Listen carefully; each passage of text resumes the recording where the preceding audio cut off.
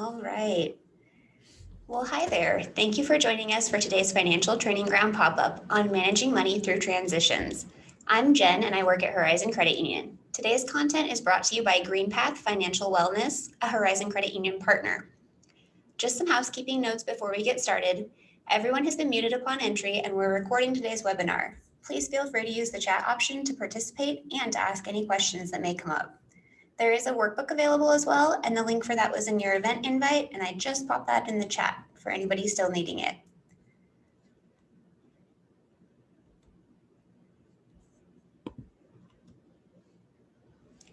Greenpath provides a variety of different services, including one-on-one financial assessments and counseling, housing counseling, bankruptcy counseling, and a debt management program. Before we dive in, let's break the ice with a short video about some practical tactics for responding to financial emergencies. We will learn today that not all transitions are necessarily emergencies, but some are certainly involuntary.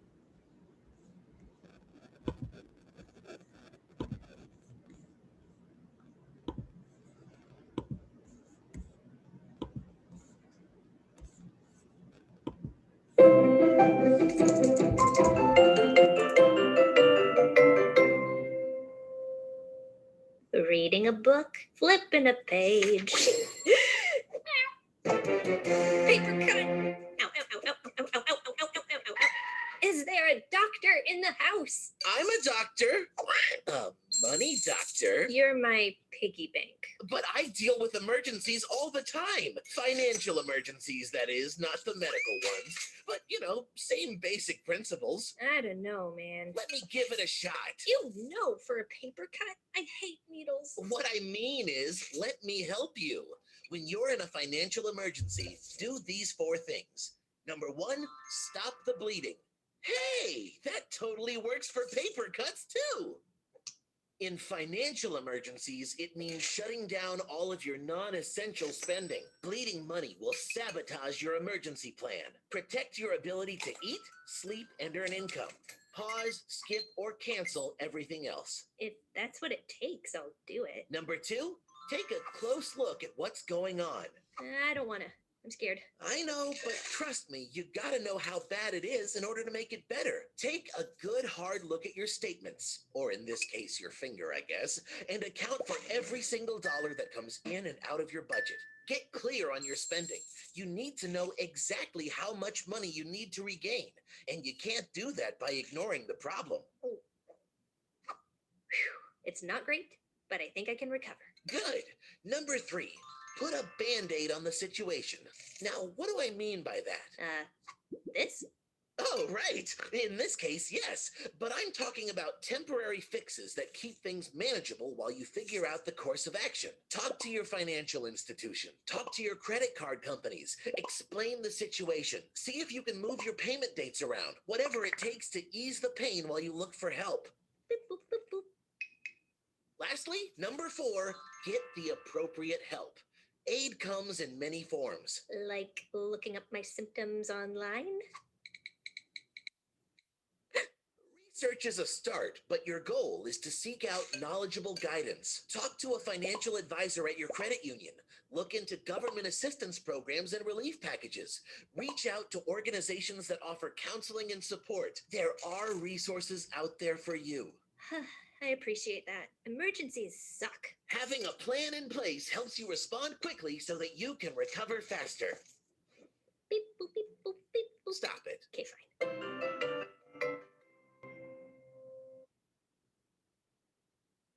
What were you reading anyway? Oh, it's called Stay Sharp. And I'm just getting to the chapter about...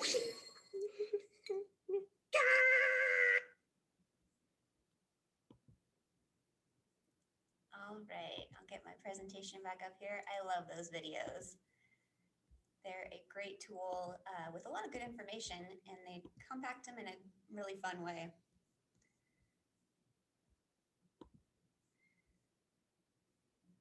All right.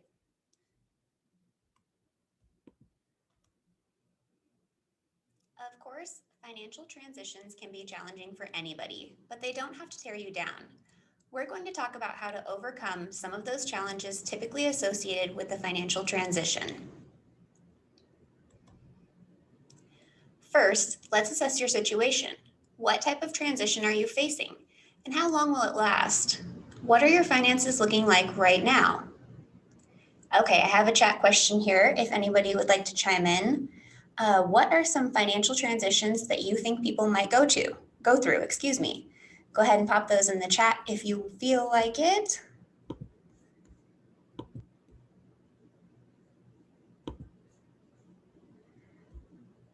All right, I'll give you just a couple more seconds here. I'm seeing divorce, death of a loved one, retirement, absolutely. Absolutely. All right. So some changes are going to be intentional. If you decide you're changing your job or retiring, you know that your finances will change. Although divorce may not be a positive change for everyone, it is still a deliberate decision that you make and know it will affect your finances. The same goes with family responsibilities, like having a baby or moving an aged parent into your home. All of these things affect your finances, but they're not necessarily surprises. However, like we learned in the video, there are also some unintentional changes or emergency type situations. Things like the loss of income, whether they be reduced or completely eliminated through a job loss, are of course involuntary. You also can't predict the disability or passing of a loved one. Those kinds of changes affect your finances, but they're out of your control.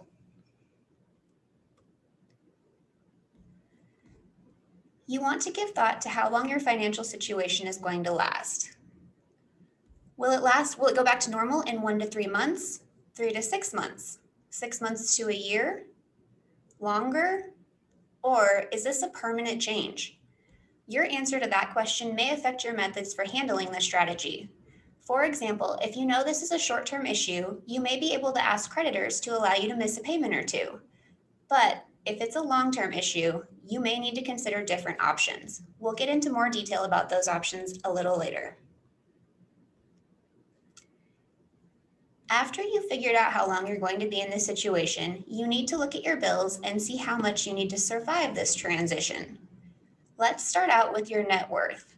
Your net worth is the difference between your assets, which are things that you own or money you have accessible to you, and your liabilities, which are debts that you owe.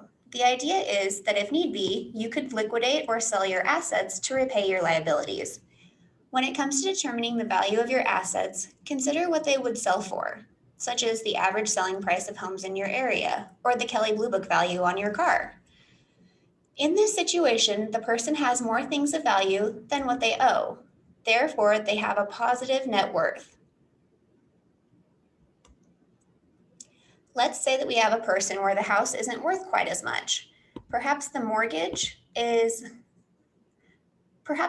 upside down, meaning that they owe more than it's worth. And perhaps they have even more student loan debt. That would mean that our net worth would be negative. An exercise to try on your own in the interest of time later would be to calculate your own net worth. It can take a little bit of time to get all those figures together for both assets and liabilities, so definitely something to do on your own a little bit later. Now that you know where you stand financially, it's time to figure out the resources that you have around you. You can use these resources to keep your head above water until you're out of the transition phase. With these resources, we're not just talking about financial support. Some of your most valuable resources will be emotional support. For example, loved ones. When faced with a significant life change, one of the first things to do is talk with your loved ones about it, seeking their support and input. Whether you live in a household with others or by yourself, having a strong support network is key to surviving and even thriving through challenging transitions. Community. There are often community resources that we're unaware of. Churches, synagogues, and temples often have resources to help with financial challenges. Food pantries are a wonderful source of support and can bridge the gap when income is low. One quick way to check on available support services in your area is to contact United Way by dialing 211 or search for your local office at unitedway.org. Other services. In addition to the above resources, there are other services that you may be entitled to, including unemployment compensation, food assistance, or other benefits. Each state handles assistance programs differently, so you'll want to check in your area to find the best way to apply for these services. Depending on your circumstances, you may also want to apply for Social Security and/or disability. See benefitscheckup.org or usa.gov for more information on those. Health insurance. Healthcare is a big concern. Health insurance is a very complicated area and one that is in flux, so you'll want to seek help from your current or former Human Resources Department or your state commissioner of insurance to find out your rights and the next best steps for you. You may also want to check on health insurance from your spouse's employer or through healthcare.gov. In addition to possible healthcare options, you may also be eligible for benefits from your employer or former employer, including severance pay, job coaching, job placement, or an employee assistance program. And finally, a positive attitude. One of the most important things you can do is stay positive. Transitions are difficult and can create feelings of inadequacy, frustration, and fear. When living alone, one can become isolated. When living with others, these feelings can cause conflict. If you're feeling overwhelmed or think these conflicts are escalating, ask for support from friends, family, or professionals. Now that you've identified potential resources, you'll want to focus on where your money is currently going. There may be areas in which you need to cut back, but it's impossible to know without putting the numbers on paper. If you use debit or credit cards for most of your spending, you can easily get a list of the transactions online or by looking at your printed statement. If you use checks, your checkbook will be a good place to get the information. If you mainly use cash and have not kept track of where you spent it, you'll need to start keeping a log of every dollar that you spend. For situations like that, you may find it easiest to keep a notebook with you. Write down everything you're spending money on. Even if you're not going through a financial transition, this is actually a great way to monitor and control your spending. Once you have a list of your expenses and recent purchases, you'll want to categorize your spending so that you can determine where your money is going. You may want to use very simple categories, or you may want to be more detailed.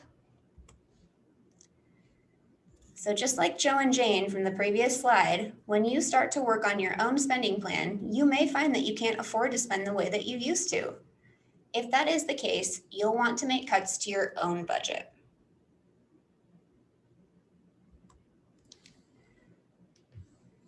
So we've been talking a lot about budgeting and tracking expenses. I want to make you aware of some resources available to you. If you're ever looking to download budgeting sheets, keep in mind that you can get copies from Greenpath's website. You can even fill the budget out online and print the page. That way the math is done for you. And for Horizon Credit Union members, there's also the money management tool available in online and mobile banking that can help you to categorize and track where your money is going. Start by listing your debts in order of importance. All right, so we've got another chat question here, if you guys would like to chime in. So if you were to list your debts in order of importance, what would be number one for you?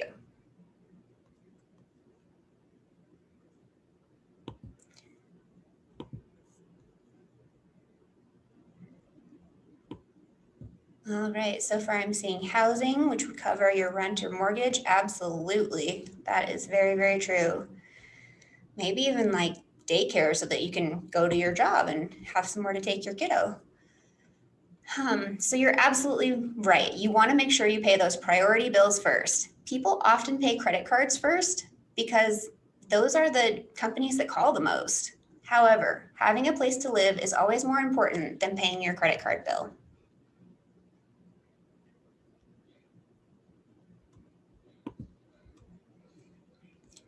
Sometimes there are options to help you lower payments or make payments more manageable. Some of those options for dealing with debt may include a refinance or a loan modification. Depending on your circumstances, some lenders will refinance auto or home loans to give you lower payments. In the case of mortgage loans, lenders may actually rewrite the terms of the loan, potentially lowering your interest rate and payment. Be sure that you understand the terms. Is the interest rate lower, or are the payments just stretched out over a longer period of time, which actually means you'll end up paying more interest? A debt management program. Consumer credit counseling agencies are often able to lower your monthly payments through a debt management program. Consider talking with a certified credit counselor. Greenpath is a certified consumer credit counseling agency, and you can find additional reputable counseling agencies at nfcc.org. Debt consolidation. Technically, consolidating debt is merely combining a bunch of debt payments into one payment.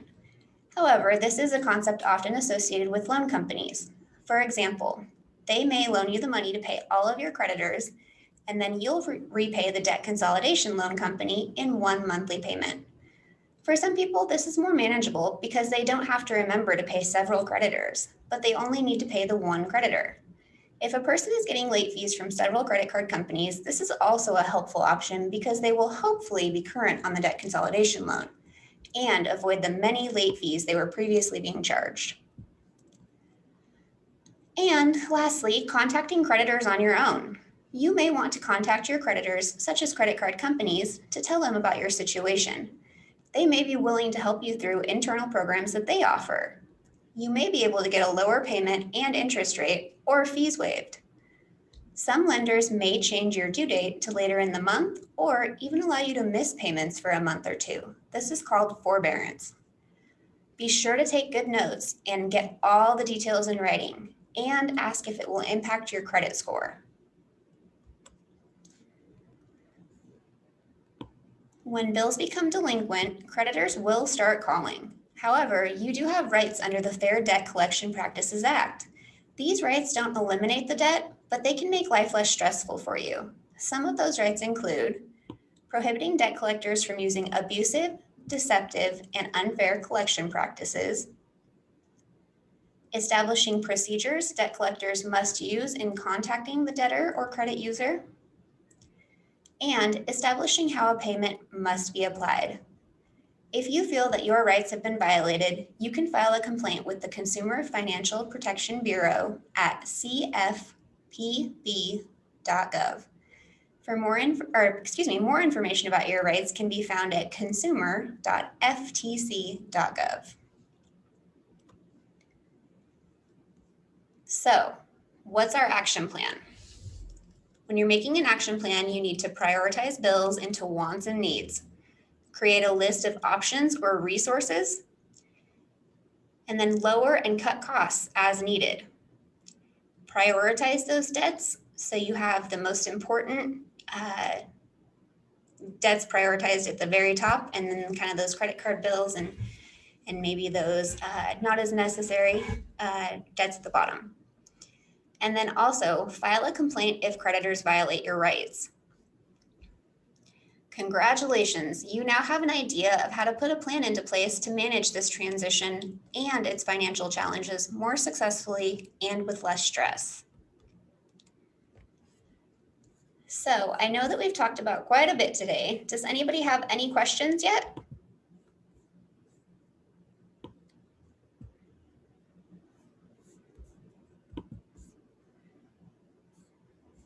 All right, I'll give you just a moment more here and keep an eye on the chat.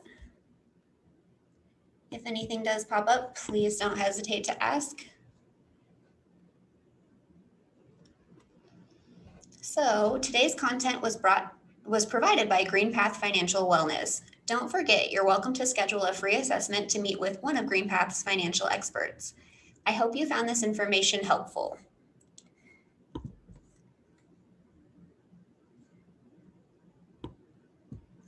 And it looks like we do have a question here. Any suggestions on medical bills? Nothing in particular. Again, I think it's just going to be part of establishing that spending plan and prioritizing those debts and working on paying that down. I'm not 100% certain if medical bills can be consolidated or how that works. So you would definitely want to check with those, the medical bill providers.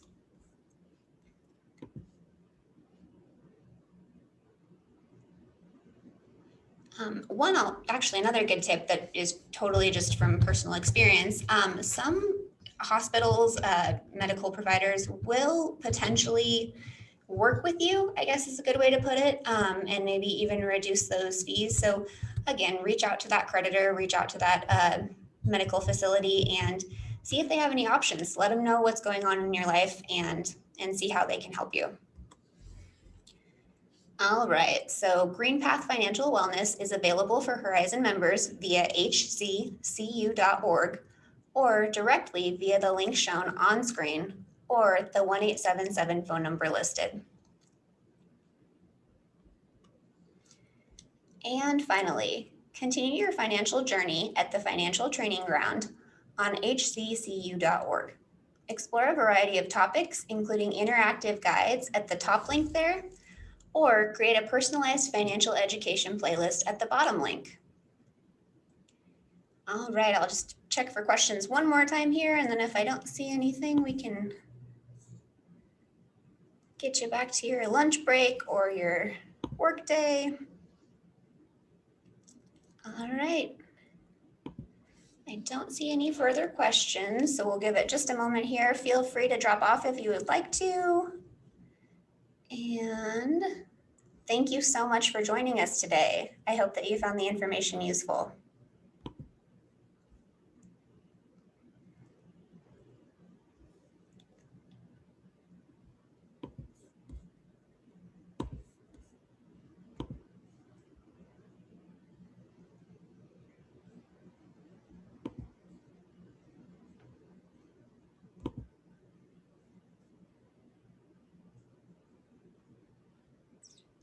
All right, I'm going to go ahead and wrap it up unless anybody has any final questions.